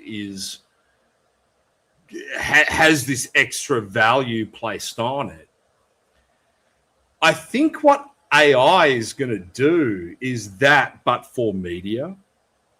And what we're going to see over the next few years is that same kind of bifurcation where, like, working class to the kind of dregs of the middle class will just kind of voluntarily consume AI slop. Just as in the early part of the 21st century, they consumed things like reality television, right? Like, it's like if you have parents who are like mid to late boomers, you've probably already noticed that they can't even tell when something is AI generated in the way that a lot of the rest of us who are a bit more online actually can, right? And so I think there's going to be this like divide in consumption, like dividing consumption by class between people who say, oh yeah, I really enjoy watching the latest AI generated Marvel slot movie, The Avengers versus Minions, or whatever fucking insane crossover they come up with to milk the last remaining Gibbs out of all these dying franchises. Like, you have that on one side. And then I think there'll be another market of people who kind of goes really far the other way. And that was very much what I felt when I was watching Obsession. I was thinking, you know, I think in so many ways this is the future of media. Like, I remember I saw it for the first time in the gold class at Village Cinemas in Hobart, and it's like $50, and then you pay like, I don't know, like 2 beers and a bowl of nachos was like $60 or something. And I was joking with the person I went with, and I said, you know, I actually think they need to quadruple the price of this. Like, make it so, you know, slot people can just consume horizontal content generated by AI based on, you know, superheroes and old franchises effectively for free. And then more discerning customers who have more money should have an option where, like, we could pay like $400 to go see a movie that was made by a truly passionate auteur featuring like really like elevated narrative themes for like a higher price that they would never go and see. And I think that kind of a market would satisfy everyone way more. Whether or not we'll ever get to that, I mean, unfortunately, we have like the cinema distribution industry that's still kind of dominant. Like, to be able to do that, you would have to kind of get into the cinemas and like really renovate them and do them up and make them places where you would spend $400 in a night, right? Like, but it's like an interesting question. Like, imagine a movie that you would have spent $400 to go and see in a theater, in like IMAX. Imagine that movie. And even some of the good ones that have come out in recent years, like even ones that I've really liked, like there's not many. I mean, like there's probably none of them, right? But like I think that's where the market's going to go. Like a massive number of AI slot movies, Supergirl, fucking Minions, fucking Star Wars, fucking Marvel Man or whatever. And then like the rest of the market will be like Werner Herzog will make a new movie. Like, I think that's the future, right? I don't think anyone's really clocked that that's where it's going. And so I think in many ways, The Odyssey is probably like the last movie as we used to know them. Like, it's the last attempt at really doing a blockbuster, you know? And good for him. And yeah, sure, he had to make Achilles a trans man, and he had to make Helen of Troy black and whatever to get it done. But good for him for doing it. It's probably the last one. You know, the next blockbuster on that level is probably going to be some Zoomer making a movie about a 4chan post. So, yeah. I got so into that, I wasn't even looking at the chat. So we can go back through it. Rara says, I haven't been to a cinema since the Civil War movie. It was slop. Dude, all the Marvel movies were slop. Don't even get me started. I can't even remember a good one. You want to know one of my most embarrassing things about myself? And like, as someone for whom all his like various corruption inquiries and bad client decisions are online, I would actually say this is one of the most embarrassing things I'm willing to admit about myself. I was a huge Marvel comics collector in the early to mid 2000s. I was super into them. So when the actual Civil War comics event happened, I think I had all of those. And I was like one of these fucking fat Reddit guys, like super excited when those movies came out. And now I'm just perpetually disappointed about the whole thing. Joseph, maybe I need to do a Tenet viewing session on the stream, because I think that is one of those movies that you kind of need someone to guide you through. Like, it's genius, but I love time travel movies like that. Like, I love really dense movies where you need to have a working understanding of physics. One of my favorite TV series, like actually probably my favorite TV series of like the last 10 years, was Devs by Alex Garland. Alex Garland, who has made like slop recently. Like, he did that Civil War movie. He did the one about the Iraq one. Which I didn't think was very good. Like, it was just kind of emulating the Black Hawk Down aesthetic of just dudes shooting carbines for 2 hours.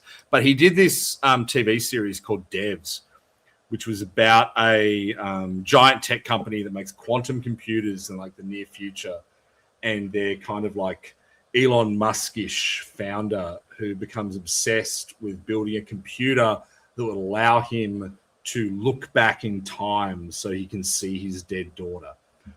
Yeah, I think it's on Disney or Hulu or whatever. It's very short. It's only like 6-7 episodes. It's got the fat guy from that Parks and Recreation in it.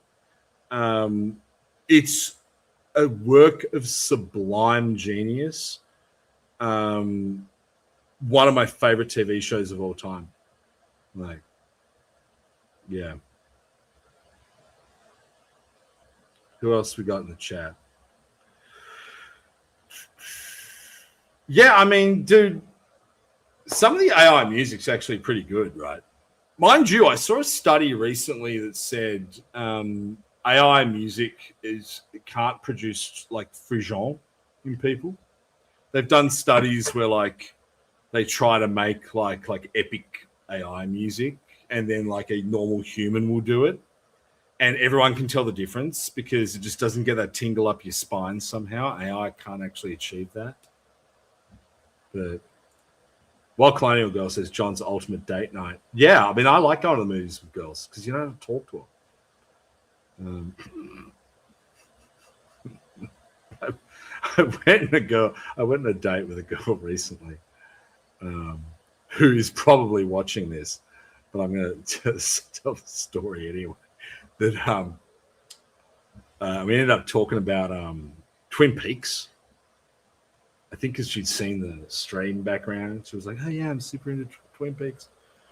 And then she said something about how, oh, but no one knows what Twin Peaks was really about. And that was like triggered my autism so fucking hard. So then we're sitting there at the bar, and I had to spend 20 minutes telling her what Twin Peaks was actually about. Ruined it. Yeah, she left. That wasn't great. Taylor says, because I think in the chat tonight, girls are outnumbering boys for the first time. Uh-oh. You guys got to be on your best behavior. Yeah, Taylor says it's nice to be talked to instead of being called a foid. Yeah, I mean, guys, I've said this before, right? The way men of the right treat women nowadays is pretty bad. And then you'll wonder why they just want to abort your babies and not talk to you. I don't call girls foids. I don't like it. I don't like that one. I do only like occasionally use it when like it's someone that like really deserves it. But I don't say that. it's become this kind of canard to like a get out of jail card, a get out of jail free card for men to not have to understand women. Rara says accidentally discovered that the really hot girl in Transformers is from Melbourne and is against 5G towers. Yeah, dude, that was a big deal at the time. If I know I go on about some pretty esoteric media shit, but if you do want to just watch something fun and mind-numbing that you probably haven't watched since it came out, and if you are like kind of like right-wing, go back and watch the Michael Bay Transformers movies. You will lose your fucking mind at how based and fun they are. I love those movies, man. Who else we got? Mark says, Matthew Clark says, dating apps ruin women. I don't know, man. I have a lot of fun on dating apps. Like, I mean, you get a lot of cynicism on them. Like, because it's a numbers game, right? And like girls see so much like weird trash, and they like it, and like it is probably one of the reasons why gender relations are so bad right now. Because for the first time in human history, women are being exposed to like the full gamut of male degeneracy before they settle down with a mate, right? Whereas before, the majority of women would just meet a nice guy and get married, and then they go through their whole lives going, yeah, guys are actually okay. But once you recalibrate kind of like the human mating experience that way, then women get to see all the worst shit before they see the best shit. And so it's like completely inverted, you know? So I do kind of feel bad for him. But yeah, like I like him. I like meeting new people. I've stopped doing the IQ testing thing that I was doing. Just it was bad, and also like I was worried that one day the Chinese government was really gonna honeypot me with it, because I just ended up going on so many dates with Chinese girls, all of whom were great that I did do it with, but I had to stop eventually. Yeah. I mean, see, the thing is, Matthew, I think this is one of the problems with dudes, right? You can't just like rate women by numbers. I think that's part of the problem with what we've been doing, right? I mean, like my rating system for just attaching like AI generated IQ scores is probably bad enough, but like a 1 to 10 system is probably way worse. When I was a kid, my buddies and I, we had like a binary system. It was like 0, 1. It was a really good system. And apart from me, all my friends growing up in Tassie, they're all married now. And they're all married to the women they met with that system, which was just, it's like a 0, 1. Like, I think that's a better way of thinking about it. Yeah. Well, guys, it's almost 10 o'clock. It's been a fun stream. No Brian tonight. No guests. I drank an entire bottle of Pinot Noir, which is why I'm a bit fucking drunk tonight. But I don't care. Man, it's my stream. I'm gonna put this before I go. I'm gonna put this on the fucking. You guys just got to bear with me 1 second while I bring this up. So I got this social media analytics tool this week, and it's entirely AI based. I'm just trying to figure out how to actually get it up on the screen.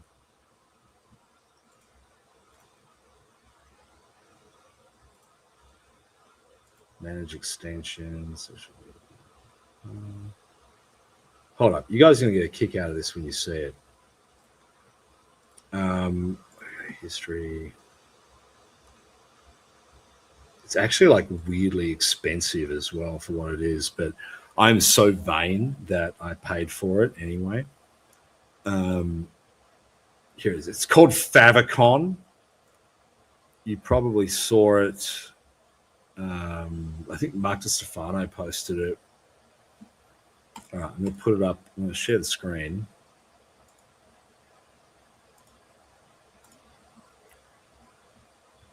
So this AI tool, and it lets you go through your own social media profiles and actually see how many people watch you and stuff.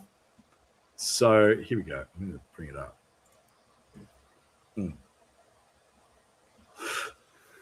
So you can probably see, looking at it, I'm just going to go into it.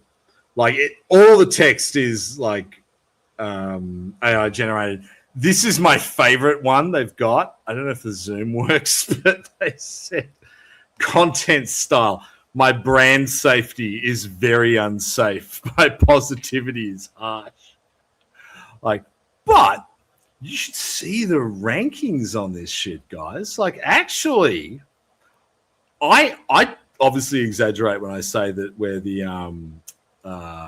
Australia's most watched live stream. We're Australia's most watched live stream because they dump $140 into it a week just to boost up the numbers. But then when I got this and I actually saw where my account actually is. So this is,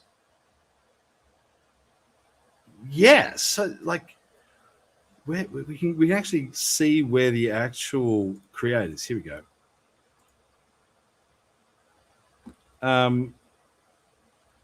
Track rankings, all rankings, my rankings. I want to get Drew Pavlo onto this because I found him, and then top creators.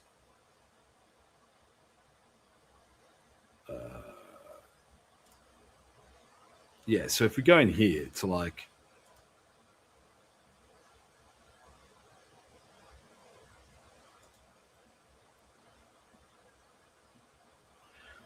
but one of them we were 17th on, which is crazy when you think about it.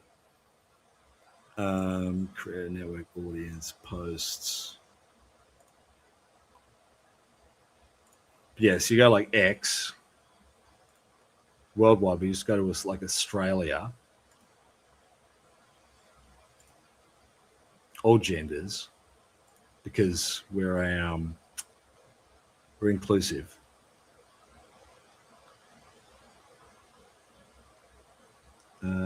Where is it? All industries.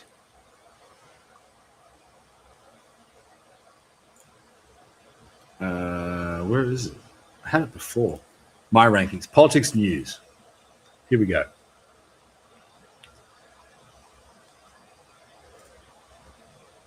All time.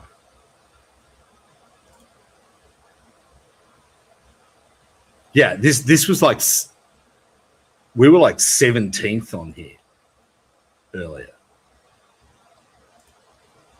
The last 12 months, because I've only been doing the stream for 12 months. The other crazy thing is how many people are on this list that you've never heard of.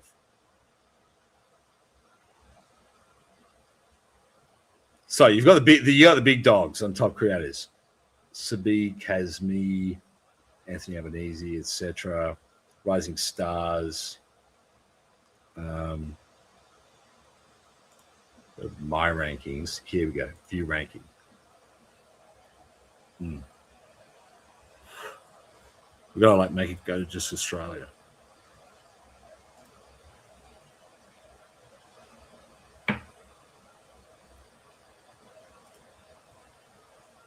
This is the one. So these are the top social media accounts for Australian content creators under the politics and news kind of tag. And you can probably see them some of them, most of these guys have blocked me. Anthony Lowenstein, Ross Coulthard mostly posts about UFOs.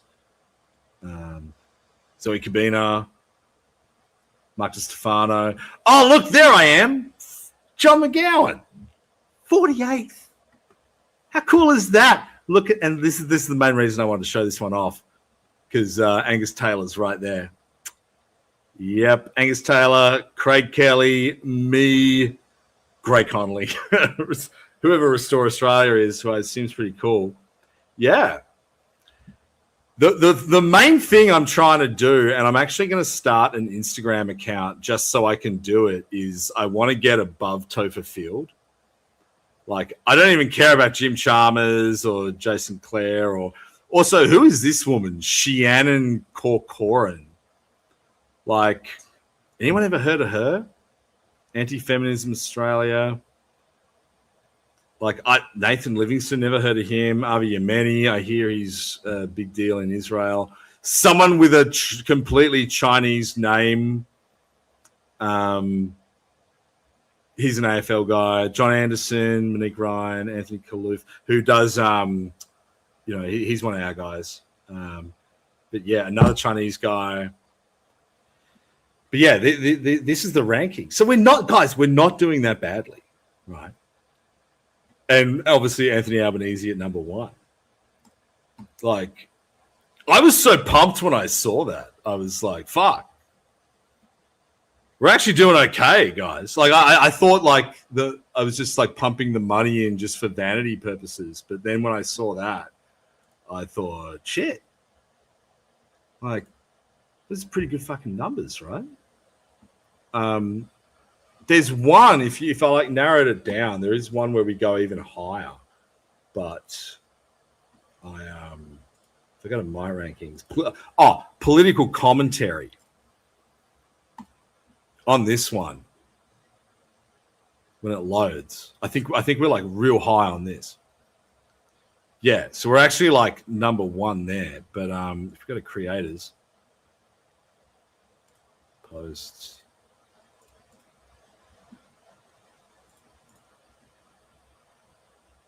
Yeah, I can't bring the rankings up, but yeah, that one we're very high on. But yeah, the other one's like probably the bigger one. So there you go. Yeah, Rukshan at 5 is wild. I don't think I've ever actually listened to Sydney Watson content, ever. Yeah. But yeah, Rukshan being 4 is pretty weird. They put a lot of money into their stuff.